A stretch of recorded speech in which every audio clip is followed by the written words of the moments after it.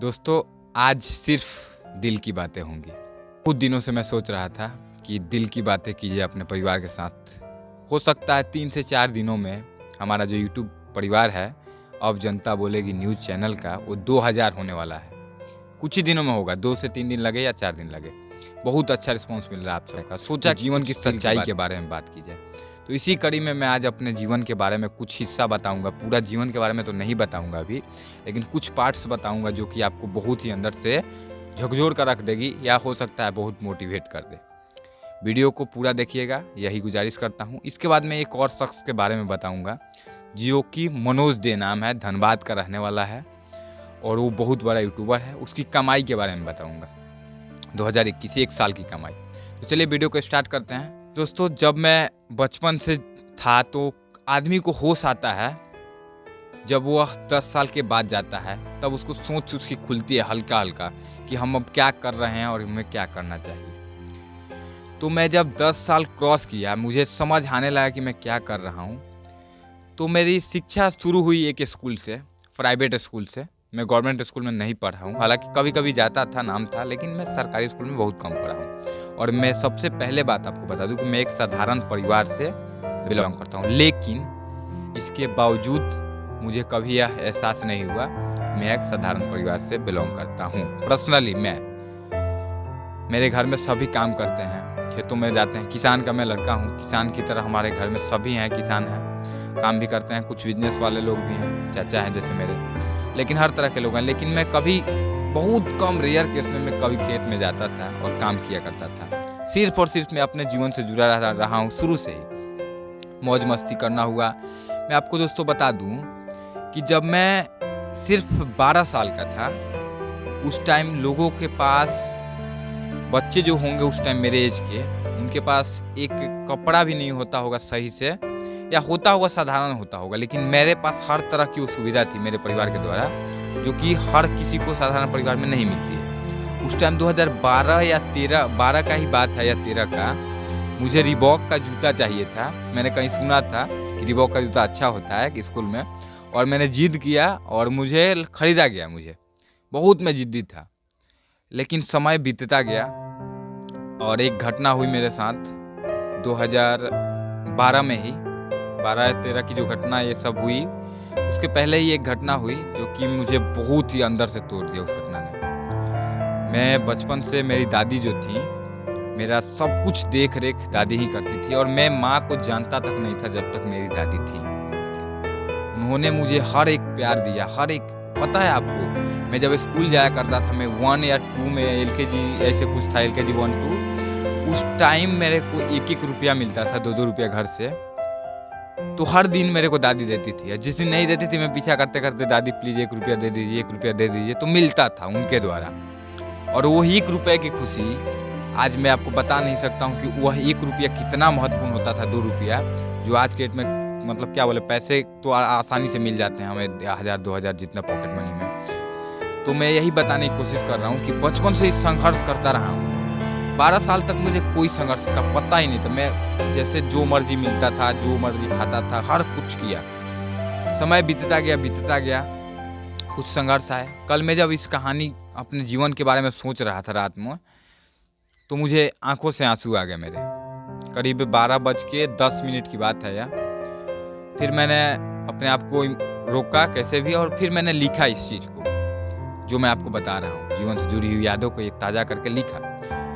तो जब मेरी दादी गुजर गई, मैं बहुत दुखी हुआ। काफ़ी सालों से आज भी मैं दुखी हूँ। जब भी उनकी याद आती है, यही बात आती है, तो वे ऐसा शख्स थे, वो मेरी दादी थी, कि उनको कोई भी आता है ना मेरे दरवाजे पे, तो सिर्फ और सिर्फ अगर उनकी फ़ोटो देख लेता था तो रोने लगता था। इसीलिए फ़ोटो को अब हटा दिया गया है मेन गेट के पास से। ऐसा इंसान थी वो। तो ये सब बातें हैं। इसके बाद मैं आपको बता दूं, 2015-16 का साल, मैं 8th क्लास में पहुंचा। पढ़ता था मैं, ठीक ठाक था, लेकिन 8th क्लास में जब पहुंचा तो मुझे बहुत ही कठिनाइयों का सामना करना पड़ रहा था, बहुत ज़्यादा। कुछ ज़्यादा समझ में आता नहीं था, मैं ऐसे ही घिसता आता था। क्रिकेट से मुझे बहुत प्रेम था, आपको बता दूं। क्रिकेट से मुझे इतना प्रेम था कि मैं आपको बता नहीं सकता हूँ दोस्तों। मैं पढ़ के आता था, सामान रख देता था, उसके बाद क्रिकेट खेलने निकल जाता था। पढ़ाई सिर्फ मैं स्कूल जाता था, आता था, फिर उसके बाद क्रिकेट खेलने, कोचिंग जाता था, आता था, फिर क्रिकेट खेलने, सिर्फ और सिर्फ क्रिकेट, दिन रात क्रिकेट। 8 क्लास में कुछ ज़्यादा समझ नहीं आया, ऐसे तैसे मैं पास हुआ, बहुत कम मार्क्स के साथ पास हुआ, सिर्फ पास हुआ 8 क्लास में मैं। फिर 8 बीता, फिर 9th क्लास से बारी आई तो CBSE से मेरे को बिहार बोर्ड में आना पड़ा। तो जब 8 क्लास में समझ में नहीं आया तो 9th में कैसे आएगा। 9th भी वैसे ही घिंचा गया, वैसे ही पास हो गया 9th क्लास में। गवर्नमेंट स्कूल समझते ही हैं आपकी, गवर्नमेंट स्कूल। जब 10th क्लास में मैं पहुंचा तब भी मुझे उतना होश था नहीं कि मुझे पढ़ रहा हूँ कि मैं खेल रहा हूँ। दिन भर खेलता रहा। फिर जब बात आई एक बोर्ड एग्जाम 10th क्लास, तो 6 महीने बीत गए, खेलता गया मैं। टूर्नामेंट खेलता था, मैच खेलता था, 5 रुपये 10 रुपये, उस समय 2018 की बात है, 10th क्लास वाली। फिर क्या हुआ कि 6 महीने बीत गए मैं 10th क्लास में, कुछ समझ आता नहीं था ज़्यादा, कुछ हल्का फुल्का आता था वही पढ़ लेता था बस। घर पे तो पढ़ता ही नहीं था, आता था सिर्फ बैठा रहता और कुछ मजाक होता था। हालांकि हम लोग को बहुत सख्त फैमिली से बिलोंग करता हूँ मैं, बहुत ही सख्ती थी मेरे पर, आगे मैं पढ़ नहीं पा रहा, समझ में ही नहीं आ रहा था कुछ। 6 महीने जब बीत गए तो मैं कोचिंग में जहाँ पढ़ता था, एक दिन की बात है कि एक लड़का आता है, शायद हो सकता है मेरा वह दोस्त इस वीडियो को भी देख रहा हो। उसका नाम भी मैं बताना चाहूँगा, अनिकेत नाम है उसका, और मेरे गांव से सिर्फ 3 किलोमीटर उसका घर यहाँ से दूर है। वह लड़का आता है और मुझे पता है क्या बोलता है। एक दिन ऐसे ही गया, अब सर के पास मेरे, पता नहीं किस मकसद से उसने बोला था, बोलता है कि अभय तुम आज याद करके आए हो, कुछ ऑब्जेक्टिव्स मिले थे उस टाइम। ऑब्जेक्टिव का नया 50 ऑब्जेक्टिव आता था, 50% और 50% सब्जेक्ट, तो ऑब्जेक्टिव मिला हुआ था हमें 50 ऑब्जेक्टिव, 50 नंबर का याद करने के लिए। उसको मैं याद, शायद थोड़ा बहुत उस दिन मैंने पढ़ाई की थी रात में। वह लड़का आता है और बोलता है कि अब याद है, मतलब मजाक उड़ाया शायद, हो सकता है, पता नहीं उसकी सोच क्या थी उस टाइम, लेकिन शायद हमें लगा मजाक उड़ा रहा है। अब याद है, हम बोले कि हाँ याद है।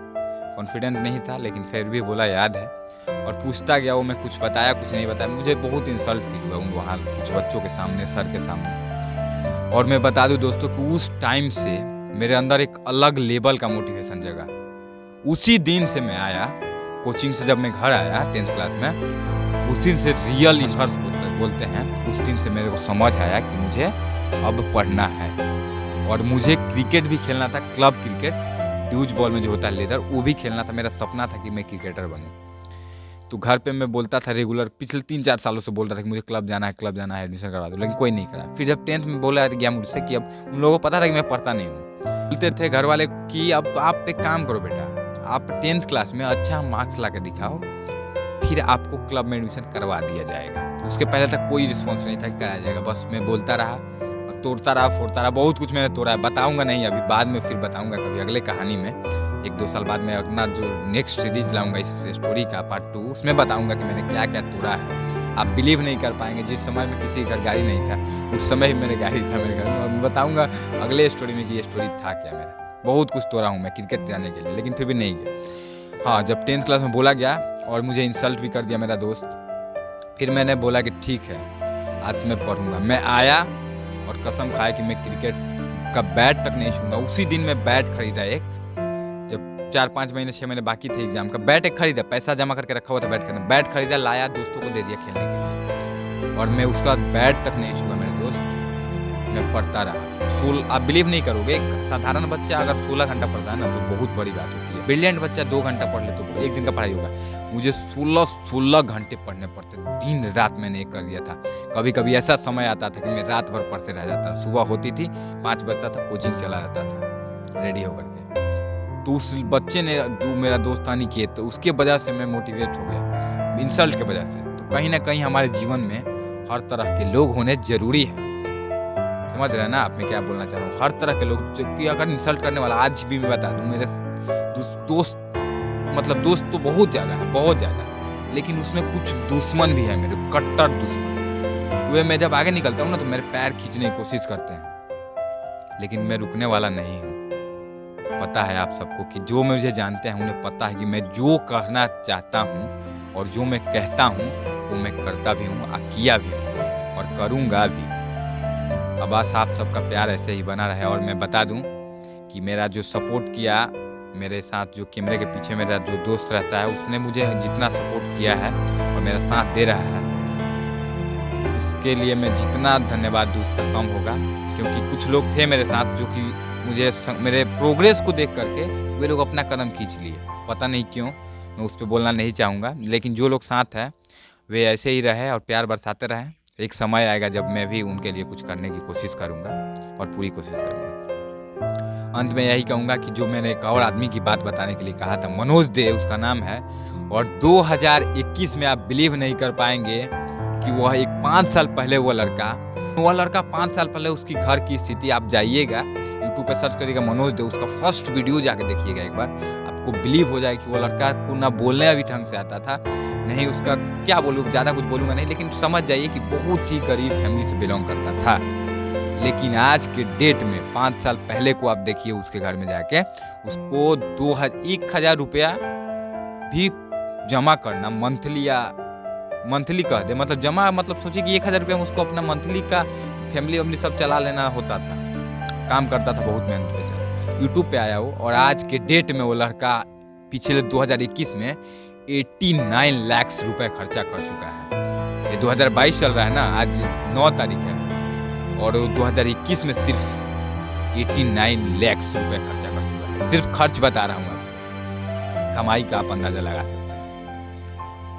तो साधारण सा बच्चा जब उतना कर सकता है, साधारण सा लड़का उतना कर सकता है, तो आप क्यों नहीं कर सकते हैं, और मैं क्यों नहीं कर सकता हूँ। मैं यह नहीं बोल रहा हूँ कि आप भी 89 लाख खर्चा कर दीजिए या कमा लीजिएगा, मैं कुछ भी बोलना नहीं चाहता हूँ। मैं सिर्फ और सिर्फ यही बताने की कोशिश कर रहा हूँ कि अगर आप मेहनत करते हैं तो एक दिन आप जितना सोचे हैं ना, उससे 1000 गुना ज़्यादा आप बड़े हो सकते हैं। लेकिन सोचने से सिर्फ नहीं होगा, सोचिए और उस काम को करिए।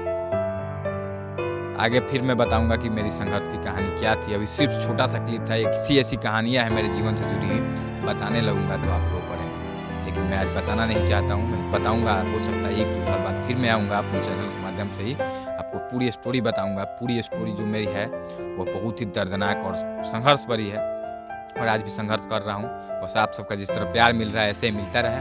अगर हमारे चैनल पर पहली बार आप आए हैं तो सब्सक्राइब जरूर कर लीजिएगा, वीडियो अच्छी लगे तो लाइक करिएगा, शेयर भी करिएगा, कमेंट करके आप ज़रूर बताइएगा कि आपको यह वीडियो कैसा लगा और मेरे जीवन की कहानी आपको कैसी लगी। थंबनेल देखकर आप आए हुए थे, थंबनेल बिल्कुल सही था कि यह वीडियो कहीं आपको बुलाना। तो यही कहूँगा कि वीडियो को ज़्यादा से ज़्यादा लाइक करिए, शेयर करिएगा, चैनल को ज़रूर सब्सक्राइब कर लीजिएगा। फिर मिलेंगे अगले वीडियो में, तब तक के लिए जय हिंद।